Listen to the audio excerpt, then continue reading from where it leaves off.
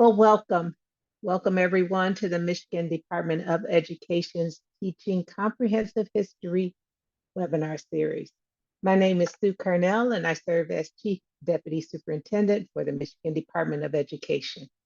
Our Superintendent of Public Instruction, Dr. Michael Rice, reminds us, as members of a diverse state, nation, and the world, school staff and students need to know our rich, complex history. Hence, the Teaching Comprehensive History webinar series was born. These powerful webinars with provided resources encourage Michigan teachers to deepen their knowledge so that they may share it with their students. We are proud to partner with institutions of higher education, cultural centers, and the Confederation of Michigan Tribal Education Departments to assist educators with teaching and learning about comprehensive history.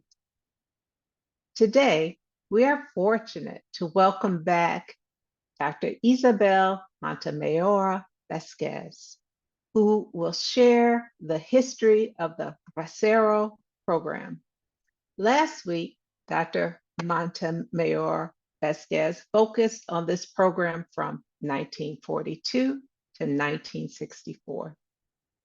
We learned about its impact on U.S. agriculture, such as increased workforce, productivity boost, and cost reduction. None of that was possible without the Braceros, who endured difficult living condition and working condition and mistreatment. And with that, I thank you for joining us and welcome. Teaching Comprehensive History webinars are intended to lift the knowledge of educators so that in turn you may provide opportunities for students to inquire, think critically, and explore history from multiple perspectives you may not have heard before. As you listen today, you are encouraged to consider how this content and perspective could be incorporated to enhance learning in your community. It is my pleasure to introduce Isabel Montemayor-Vazquez. Dr. Montemayor-Vazquez holds a Ph.D. in Cultural Anthropology from Michigan State University. Her research has focused on how health and immigration policies in the United States and Mexico impact mixed status families' daily lives and health in Mid-Michigan and Eastern Michoacan. She currently serves as Executive Director of the Hispanic Latino Commission of Michigan, where she is charged with guiding the work of the commission to advise the Governor and Legislature on pertinent issues impacting the Latinx community in Michigan. Welcome, Dr. Montemayor-Vazquez. Hi, good afternoon. Thanks for having me, Scott. I appreciate the opportunity to be here with everyone. We can go ahead and get started with the presentation. As Scott mentioned, my name is Isabel Montemayor-Vazquez. I have served as a professor in the past and research associate with the Center for Mexican American Studies. I want to, before I begin, thank Dr. Carnell and Dr. Rice from the Michigan Department of Education, as well as Dr. Garcia and Mr. Koenig for their support and the opportunity to talk about this part of our American history. I think it's very important to have inclusive history be a part of the history that our young people learn as they go to school and as they go out into the world and teach others about the history that is definitely a part of our lives. So you can go ahead and move on to the second slide.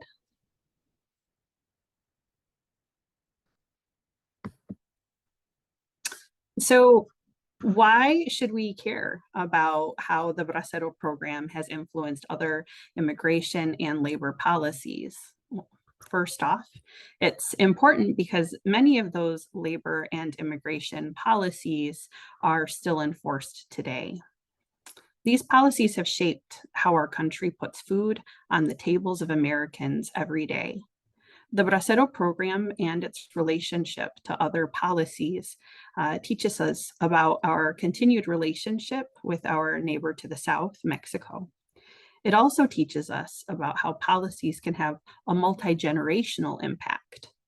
Moreover, we learn about the flexible nature of immigration and labor policies and how they change based on a multitude of intersecting factors.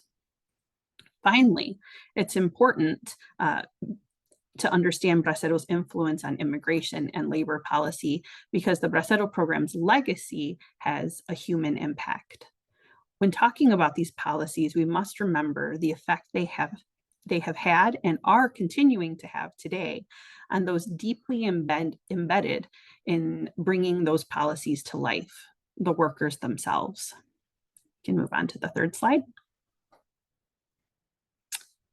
So before I get into the specifics, I think it's important to share what questions we'll be considering throughout this presentation.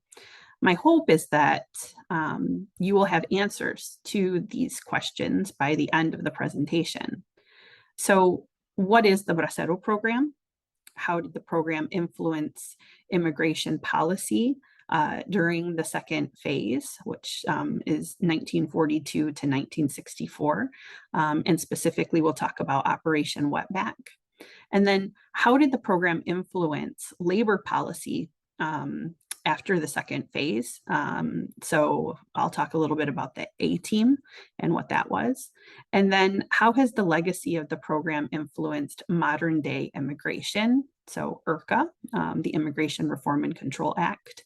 And then how has it influenced labor policy? And I'll mention the H-2A and H-2B visa policies or programs. And then what are some of the criticisms of the H-2A visa program and why? And then what is our state doing, the state of Michigan, to better understand the migrant farm labor population in the state? And finally, I'll give educators some recommendations for ways that they can implement some of what we talked about today in their classroom. So the next slide, please. Slide 4. So I'd like to recap a little bit for those especially who did not attend last week's presentation.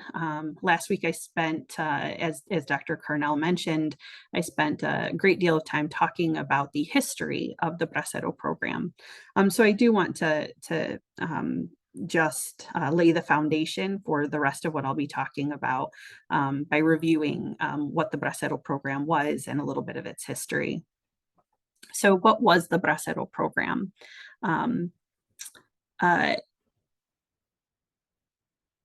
The term bracero actually comes from the Spanish word for brazo, or arm, and essentially means he who works with his arms. Those who came to work in the fields harvesting crops often used a small handheld hoe that required the continuous movement of the worker's arm. And you can see them actually doing that in the picture that you see. The workers were called braceros because of working with their arms. The formal name of the program was actually the Mexican Farm Labor Program, not the Bracero Program, but that's how it came to be known, the Bracero Program. And according to Gilbert Gonzalez's 2005 Guest Workers or Colonized Labor, the Bracero Program, as it was commonly known, was actually a series of bilateral agreements between Mexico and the United States. The first program, the first Bracero program, technically began during World War I. And similarly to the second one, it emerged to fill labor gaps in agriculture caused by the war. After World War I, the Depression caused a public sentiment to emerge that blamed Mexicans for a lack of employment opportunities. In response, the US, in collaboration with Mexico, began a program of forcibly deporting anyone who looked Mexican back to Mexico, regardless of nationality. And like I said, I went over this in detail in the last presentation. By the start of World War II, the US began to see a shortage of farm workers yet again. And so to fill labor gaps caused by military enlistment and heightened manufacturing jobs during World War II, the US entered into the formalized Mexican Farm Labor Program. 4.6 million contracts were 6-month contracts were signed over the course of those years. And Mexico entered into the agreement to support the war effort with the hopes that the remittances that the Mexican workers were sending back home would help the Mexican economy. Additionally, the Mexican government hoped that the workers would gain new agricultural skills that would serve Mexico in the long run. After World War II ended, the program continued, but the jobs shifted to include non-agricultural programs, or non-agricultural positions and jobs. The program faced many harsh criticisms due to broken labor contracts, how the Mexican workers were processed upon entering into the program. I mentioned last week that they were sprayed with harsh pesticides. They were stripped naked for inspections. They were checked for venereal diseases. They were herded onto cattle trucks, and they were then taken to places of employment and often checked again in many of those same fashions. The program also received criticism as complaints emerged from workers about the harsh working conditions, 100-degree weather while they were working outside in the fields. Sometimes they didn't have water breaks. Bathrooms were not located close to where they were working, so often very far off site. And then with regard to their living conditions, and I showed several photographs last week that were taken during the time of those living conditions. They were very cramped living quarters, often with no space between beds, very, very close. There was no electricity in many cases. There was no potable water, no bathrooms, and the list goes on. Additionally, human rights advocates discovered that wages were being kept. Braceros were not given honest information about their working conditions in some cases prior to their arrival, and the program was criticized for contributing to the increase in undocumented immigration during the program. And we'll talk more about that in a few minutes. Many second, third, and fourth generation Mexicans or Mexican Americans living in the United States today can actually trace their roots to the braceros who came into the US to work in the fields during that time period. You can move to slide 5. So to understand how the Bracero program influenced immigration policy and labor policy, we first have to examine the Bracero's influence on migration and how the Bracero program, a program created by the US to alleviate the US's labor needs, essentially created the conditions for an increase in undocumented migration and undocumented individuals living and working in the US during the program. According to an essay by the US House of Representatives, quote, while the Bracero program lacked provisions to discourage illegal immigration, it was generally believed that the availability of a legal route to the American labor market would reduce illegal entry. However, illegal immigration increased during the operation of the Bracero program. Many Mexicans who were not qualified to participate in the program crossed the border illegally and found work with growers who wanted to keep operating at low cost, end quote. According to Juan Garcia's 1980 Operation Wetback, it's important to recognize that the program had very strict regulations and quotas. While the program allowed for the legal entry of Mexican laborers, the number of permits was often insufficient to meet demand. This shortage led some workers to remain in the US after their contracts expired, and other workers to enter the country without authorization.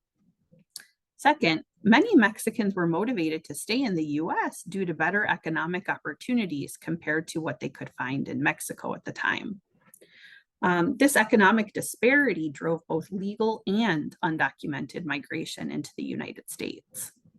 Additionally, remittances back to Mexico served as a pull factor for family and friends of braceros who had not yet gone to work in the United States. Third, some labor recruiters and employers exploited the program by hiring undocumented workers who were often willing to work for lower wages and under even poorer conditions than the braceros. This proved lucrative for employers, but created a whole population that was especially structurally vulnerable. Fourth, the enforcement of immigration laws and monitoring of legal workers were challenging because this was a new program and the numbers of individuals in the program kept on growing, leading to lapses in enforcement that allowed undocumented workers to blend into the general workforce. Finally, to limit transportation costs, farmers insisted that recruitment centers during the Bracero program be located close to the US-Mexican border. But this proximity promoted illegal immigration. As workers who didn't qualify for the program were so close to the border, it allowed for easy entry points back into the United States. You can move on to slide 6. In 1952, President Truman's Commission on Migratory Labor put out a report blaming social ills and low wages of Americans on undocumented Mexicans. And the report reads, quote, "The magnitude has reached entirely new levels in the past 7 years. In its newly achieved proportions, it is virtually an invasion," the report said. By 1953, Eisenhower's Attorney General, Herbert Brownell, was asked to assess the impact of illegal immigration.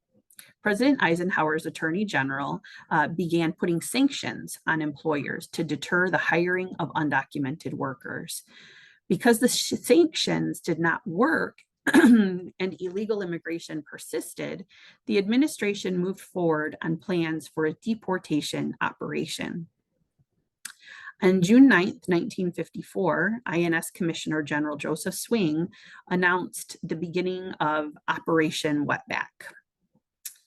Operation Wetback was a U.S. immigration enforcement operation conducted in 1954, so during the Bracero program, aimed at identifying and deporting undocumented immigrants.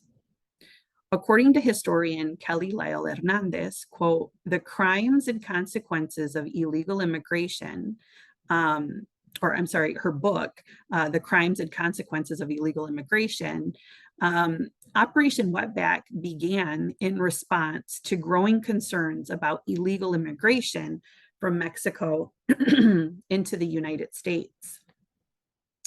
Hernandez explains that by the early 1950s, there was significant anxiety about the high number of undocumented Mexican immigrants, particularly in the southwest of the United States, where these individuals were perceived as contributing to labor market competition and a strain on public services.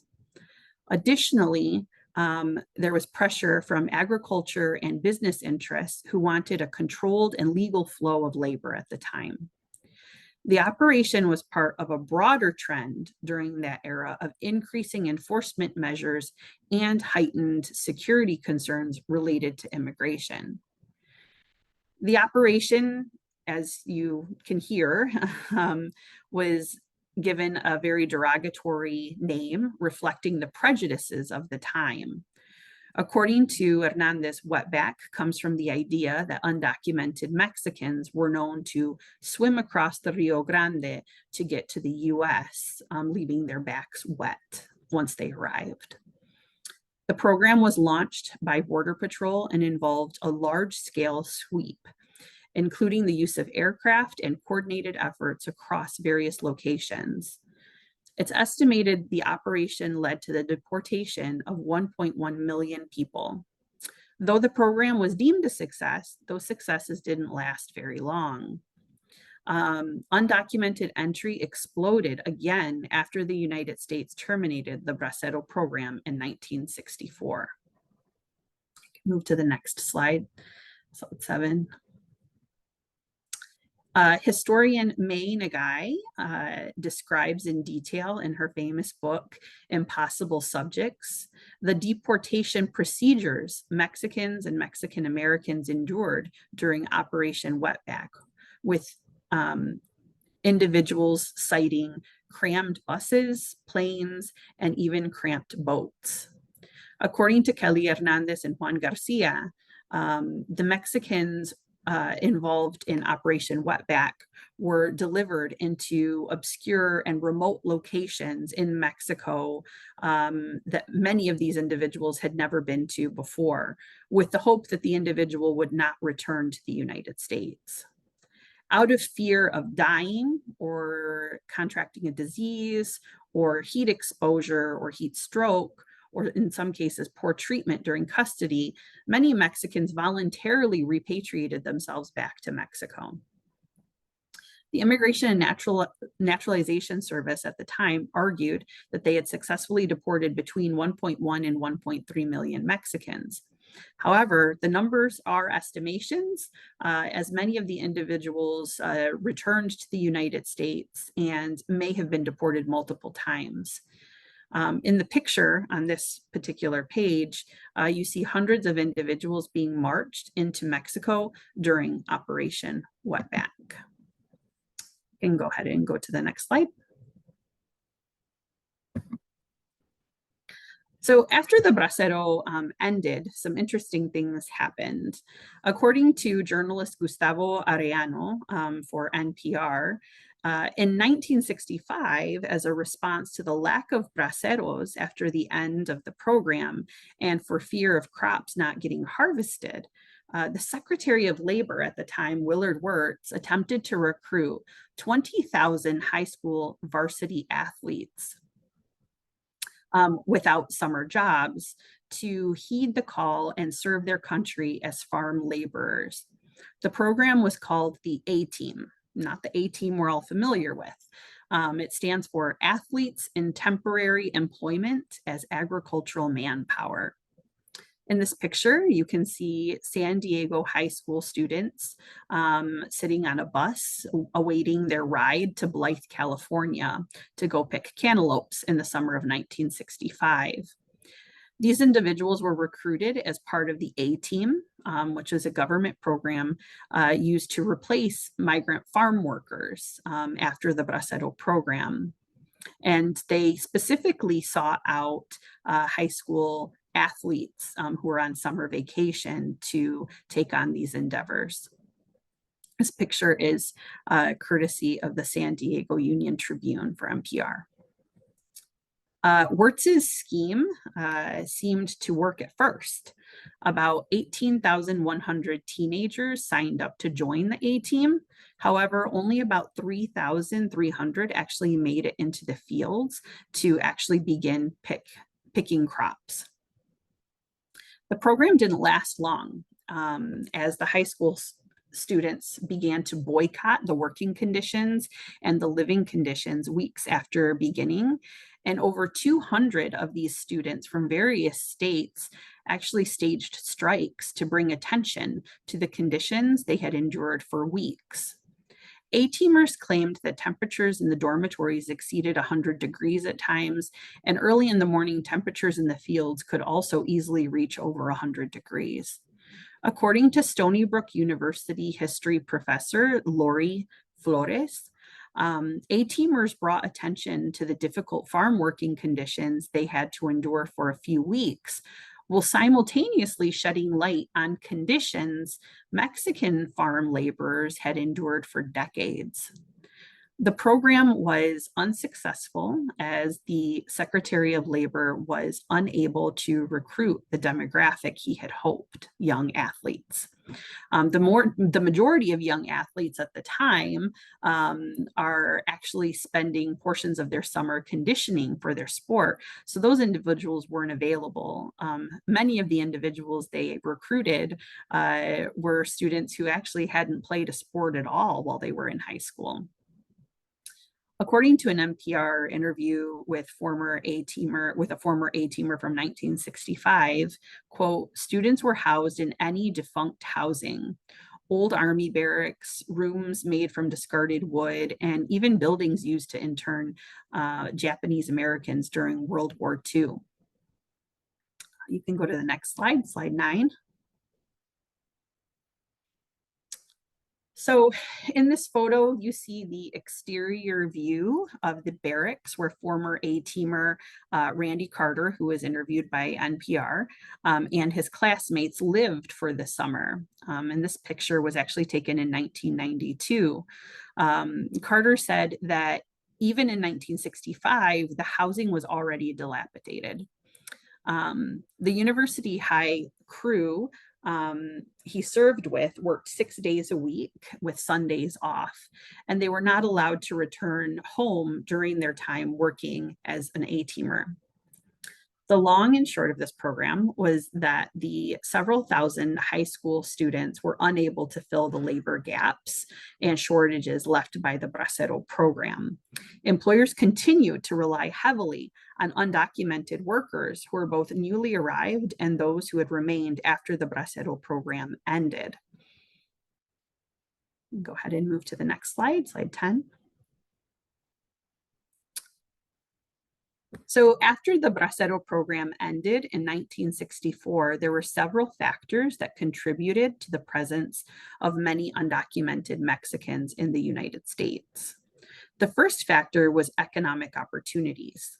According to Philip Martin's The Bracero Program, interest groups and the politics of Mexican immigration, the Bracero program allowed Mexican laborers to work in the US temporarily under specific contracts. When the program ended, many of the workers stayed in the US due to ongoing opportunities and better prospects compared to their home country. A second contributing factor, according to Douglas Macy, were migration networks that had been established between Mexico and the US during the previous or during the Bracero program. The migration networks facilitated further movement of people through a process of chain migration. And chain migration is essentially established networks that make it easier for undocumented migrants to find work and housing by arriving in the US and joining family members, friends, and social networks. And in many cases, these are previously established networks that began in hometowns that they shared in common. Many of those migration networks that began in the 1960s still exist today, generations later. A third factor contributing to the rise in undocumented immigration after the Bracero program can be tied to restrictive immigration laws post-Bracero. According to Kitty Calavita's Inside the State, this led many individuals to remain in the US undocumented when faced with limited legal avenues for migration. Sociologist Pierrette Handignu Sotelo cites in Gender and US Immigration, Contemporary Trends, that despite the end of the Bracero program, there remained a high demand for labor, especially in agriculture and other low-wage sectors. This demand encouraged the employment of undocumented workers to fill labor shortages. Over time, employers became accustomed to the lower wages paid to undocumented workers, and in many cases, labor laws were dismissed or not even enforced. You can move to the next slide, slide 11.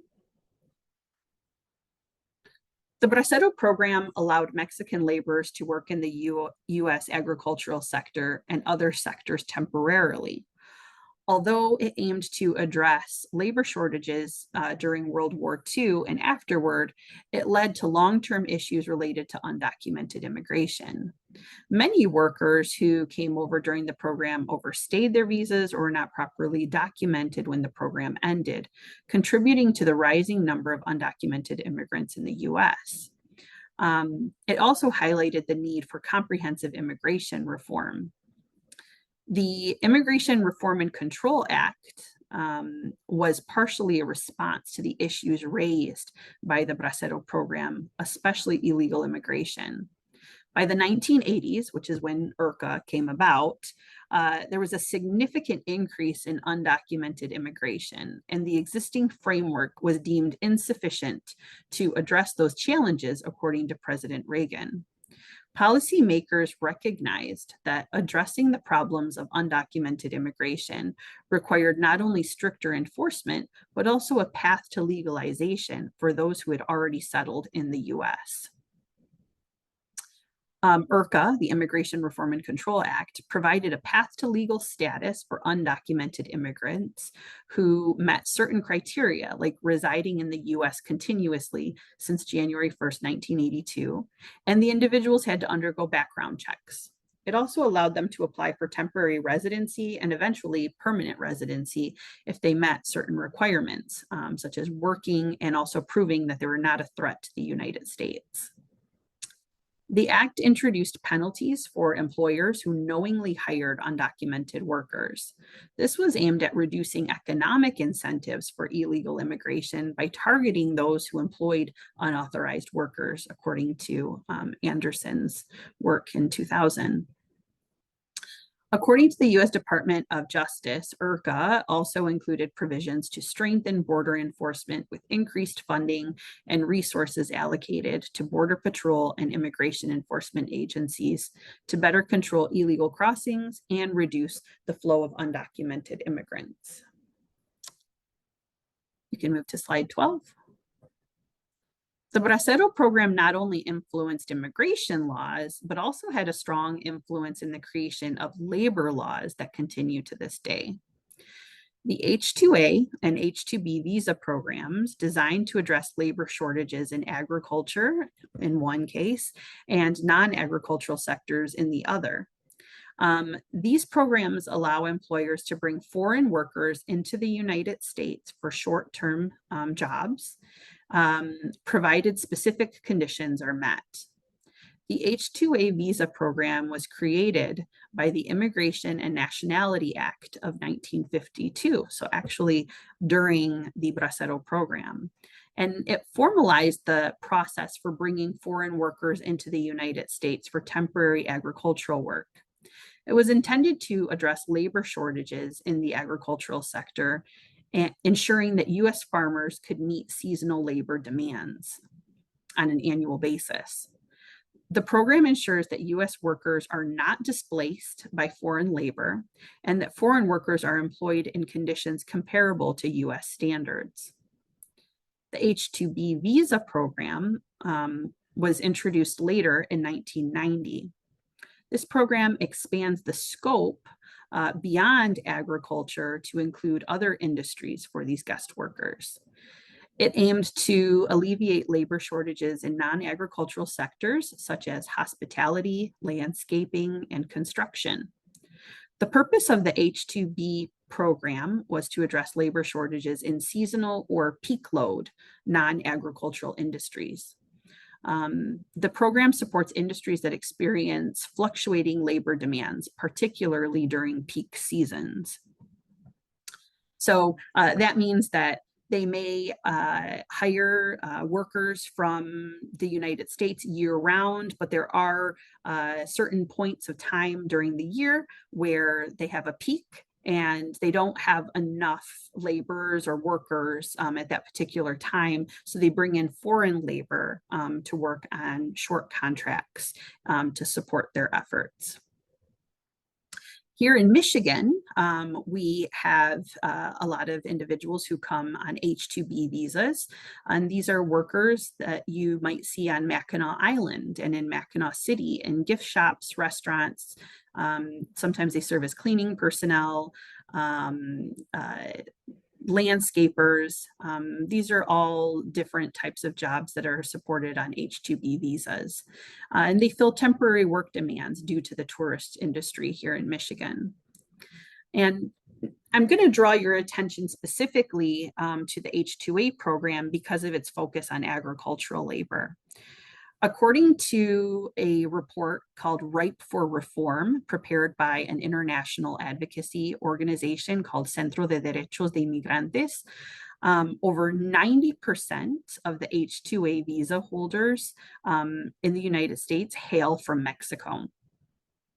So the Bracero program was specifically targeted to bring labor in from Mexico. In this case, the H-2A program is not explicitly for Mexicans, but the recruiting procedures do target Mexicans, and they make up 90% of the individuals who come over on H-2A visas.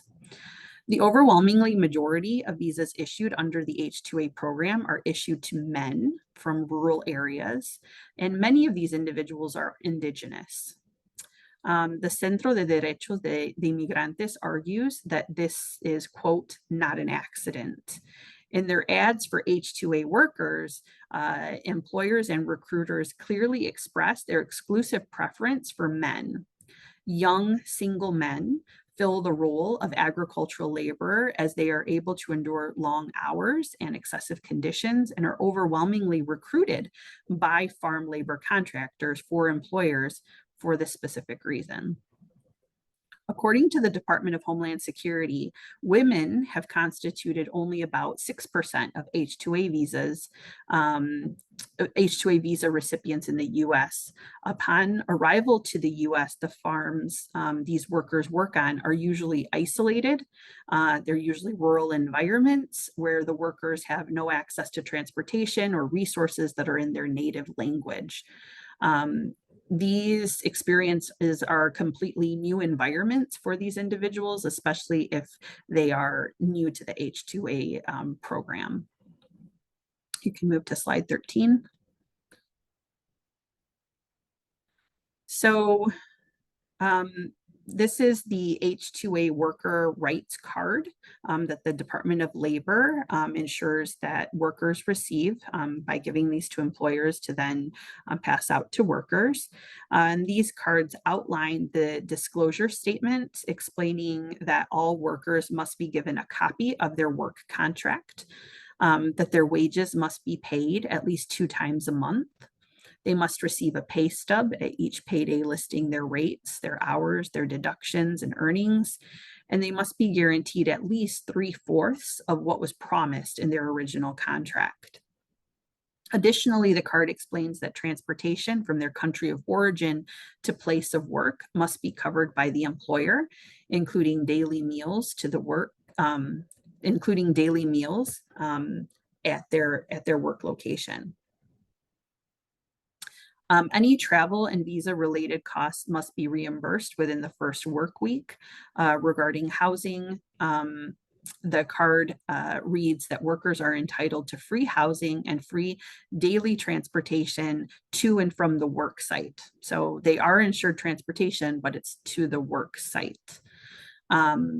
On the back of the card, workers are made aware that they must be provided workers' compensation, any tools necessary to complete the work, and that the employer can't require a worker to pay for any costs related to the H-2A certification or recruitment costs. And this card is in English, but it's also, there's a copy of it in Spanish that is also circulated and given to the workers. Obviously, if they don't speak English. You can move to slide 14. So over the years, the H-2A program has received great criticism from policymakers and human rights advocates for various missteps and contractual violations that have ended up under public scrutiny. Researcher Philip Martin has deemed the H-2A program Bracero 2.0, the newer version of the older guest worker program with similar elements, both good and bad. The advocacy group Centro de Derechos del Migrante defends migrants with a home base in Mexico as they travel north to work on H-2A visas in the US, and then when they return back to Mexico. In an effort to understand the effects of H-2A on individuals, this organization embarked on a countrywide qualitative research study that resulted in a written report titled Ripe for Reform. The advocates who work with this organization surveyed and interviewed 100 former H-2A workers who had worked in the US on the H-2A visa program during the last 4 years about their experiences. Some of those interviewed were in the US and working during when COVID-19 was most rampant. The executive summary of this report reads, quote, based on in-depth interviews with 100 workers across Mexico who came to the US on these visas in the last 4 years, this report documents discrimination, sexual harassment, wage theft, and health and safety violations by their employers, and a startling lack of recourse for workers, end quote. The table on this slide documents some of the survey findings, including the percentages of individuals who endured serious legal violations. Serious legal violations include workers paying recruitment fees, workers not receiving full travel reimbursements to or from the United States, significant wage violations, not receiving a contract or not receiving a contract in the worker's native language, sexual harassment, verbal threats based on race, gender, or national origin, or related to the use of force or deportation. In some cases, it's the seizure of identity documents like passports, enduring overcrowded or seriously substandard housing, and the failure to provide essential safety equipment for the worker. The study reported that 100% of workers that were interviewed experienced at least one serious legal violation. So at least one of those violations that I just read off to you. 31% were subjected to serious verbal abuse, including the use of racial epithets. 26% paid recruitment fees, which is strictly prohibited in the provisions of the program. 32% did not feel free to quit when they wanted to. 45% experienced overcrowded and or unsanitary housing conditions. 43% were not paid wages they were promised. And while this study only surveyed 100 workers, the information really does underscore why the program has received criticism over the years. We can move on to slide 15. Ripe for Reform, the report that I was referencing, provides multiple case studies from the interviews conducted that serve to shed light on some of the labor violations workers endure. In my last presentation, I shared with you oral history interviews from former braceros who had come to the United States and the conditions they endured. On the H-2A visas, the workers can only work for the employer identified in their contract. Employers and farm labor contractors hold a great deal of power as they ultimately make decisions about whether or not the individual should be offered employment the following year. So as you'll see in this case study, similar to the case studies I shared with you about the Bracero program, these individuals are beholden to their employer as well as to the farm labor contractor. This particular case sheds light on some of the conditions one H-2A worker had to endure.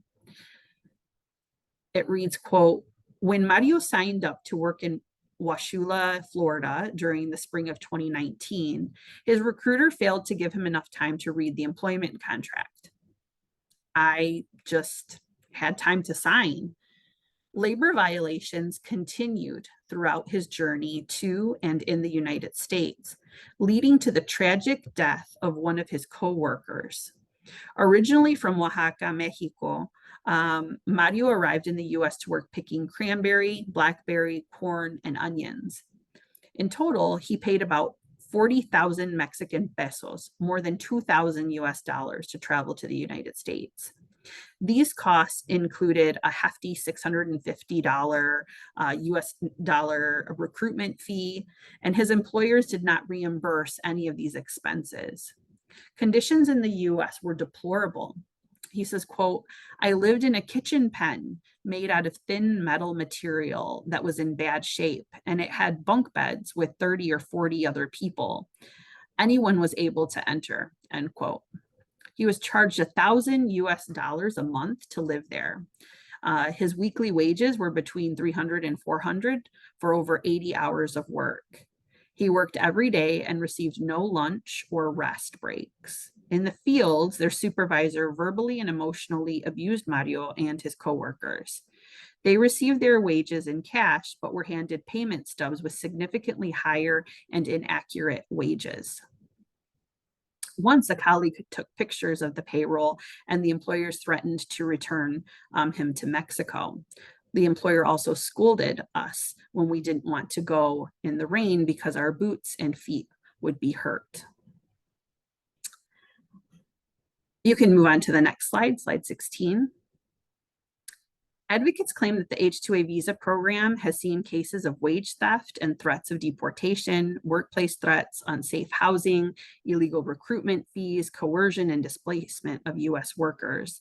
The Advocates with Farm Worker Justice compiled this list of cases that have appeared in newspapers and other forms of news media. Each case sheds light on the labor violations that have occurred under the H-2A visa program. In one example, for unsafe housing in Georgia, in one farm, 19 H-2A visa workers were forced to live in dilapidated housing that was infested with roaches and had no heat or hot water or working toilets. One worker had to use plastic wrap as a blanket while sleeping in a dog shed. Thankfully, the U.S. Department of Labor continuously reviews and proposes new rules in an attempt to ensure the safety and equitable treatment of workers. Can move on to the next slide. While there are similarities between both programs, namely that they're both temporary guest worker programs that were created to alleviate gaps in agriculture, there are also some differences. First, the time periods. The Bracero program took place between 42 and 64, and the H-2A visa began in the 50s and continues to this day. The Bracero program's purpose was to fill gaps in farm labor during the war and after. The H-2A program was created to ensure we always have a stream of foreign labor entering the U.S. to fill agricultural gaps. The other difference is the safeguards, rules, and enforcement that were lacking during the Bracero program. The H-2A program requires the oversight, inspections, and complaint processing from various departments at the federal and state level. For example, the Department of Labor, the USDA, OSHA, health departments, all provide oversight of some sort and hold employers accountable through regular annual inspections and investigations of complaints. And finally, one of the strongest differences is the administration. Administration for the Bracero program occurred bilaterally between Mexico and the US. The H-2A program is monitored via the Department of Labor, as well as other departments and agencies that enforce specific protections. In the case of pesticide exposure, for example, that's monitored by the Occupational Safety and Health Administration, or OSHA. So I'll just share this briefly because I know we're getting close to time. On April 29th, 2024, the U.S. Department of Labor published a final rule improving protections for workers in temporary agricultural employment.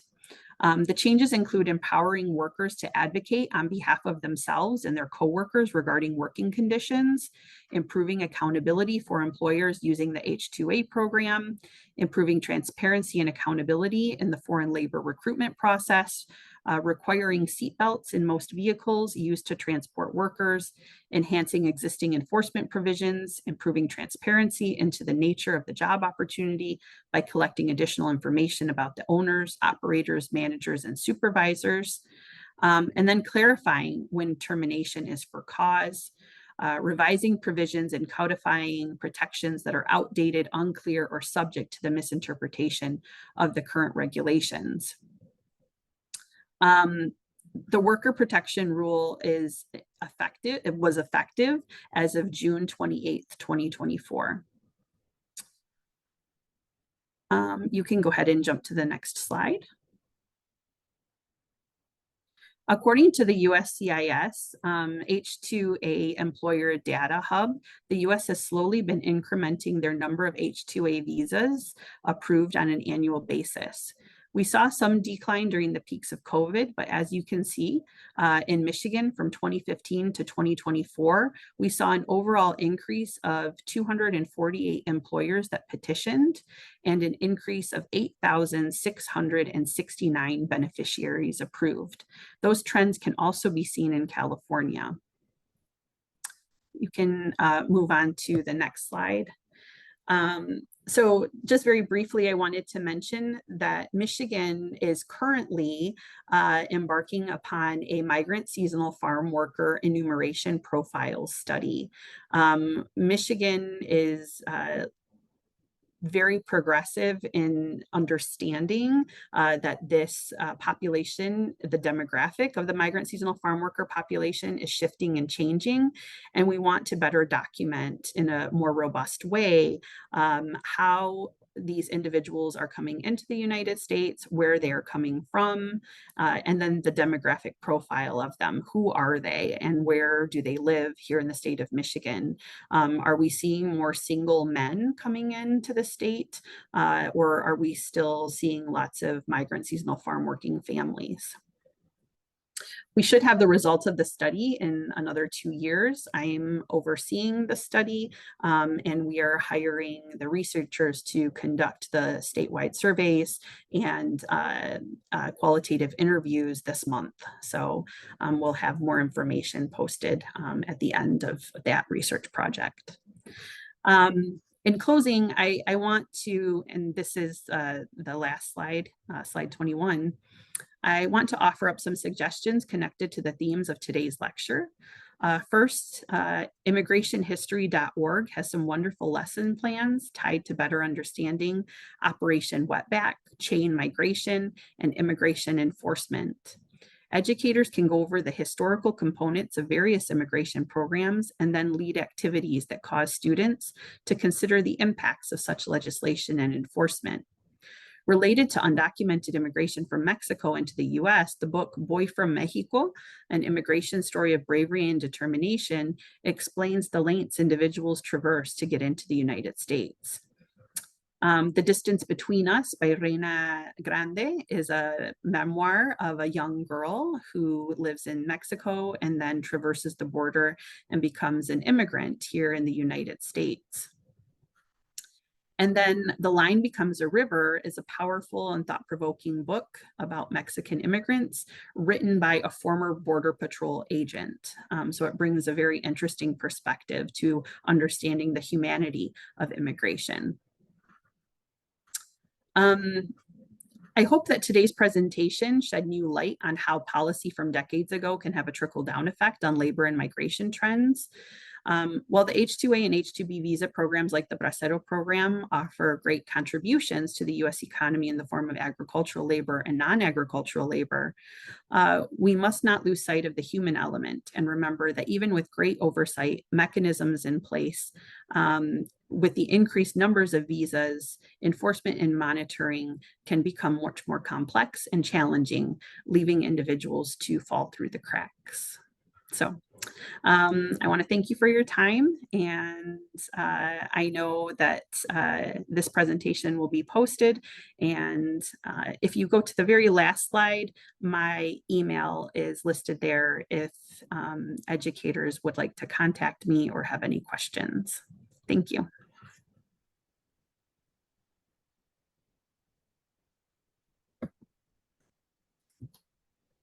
Thank you so much. We do have a question. I think we have time for a quick moment for one question. Are you up for it? Okay.